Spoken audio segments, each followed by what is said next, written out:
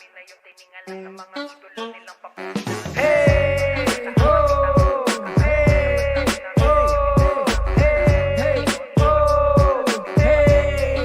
Oh! BOTC 14, baguhan lang sa larangan pero wala na kami kailangan pa na patunayan. Hindi sila makapaniwala, kami na yung tiningala ng mga idolo nilang papugi lang ang ginawa. Ito na ata ang aming tamang pagkakataon na masabi namin sa inyo ito ang tamang panahon at rason kung bakit gusto na namin ibaon yung mga idolo nyo nagkulang-kulang sa taon. Magsimula tayo kay Calvary G. Pag nakaharapan mo na siya, di ka na makakapaghiganti. Parang pinako sa cruise, yung bangkay mo magpaporma na parang letang T. Bubog sarado ka na kailangan mo na ng therapy. Ano ba pre, andito din si Wabi, napakakate na tutok para ka lang nagpaturok. Huy bugok, ulo mo na ngayon ang puputok. Kaharapan si Wabito eh hindi ka pa subok.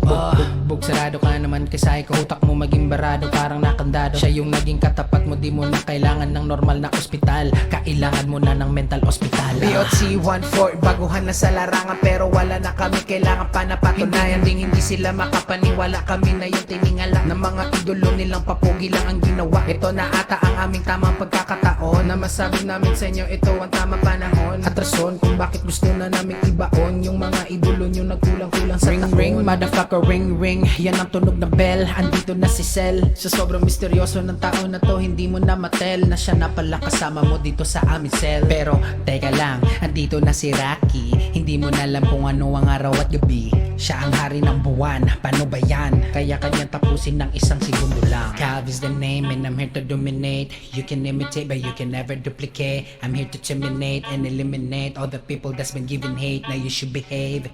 Tumabit-tabi mga mahina nila lang. Andito na si Chang, ubos ng iyong kakayahan. Ano ba yan? Lapitan mo nakahanda na dito sa aming kaharian. Kaharian. Kanji got the sauce, feeling like a boss. Sa sobrang swabe ng batang to, akala mo siya si Palos. Kayo paos, sa kakatawag ng kanyang pangalan. Inangat ang pangalan, kalaban ginawang hagana na. Lalong umaalat ang aming mga kalaban nung nalaman nilang sinabay na namin si Salty sa aming bagong samahan. May magagawa ka ba? Di ba wala naman? Kaya tahimik ka na lang. BOTC 14, baguhan na sa larangan pero wala na kami kailangan pa na patunayan. Hindi sila makapaniwala, kami na yung tiningala ng mga idolo nilang papugi lang ang ginawa. Ito na ata ang aming tamang pagkakataon na masabi namin sa inyo ito ang tamang panahon at rason kung bakit gusto na namin ibaon yung mga idolo nyo nagkulang-kulang sa taon.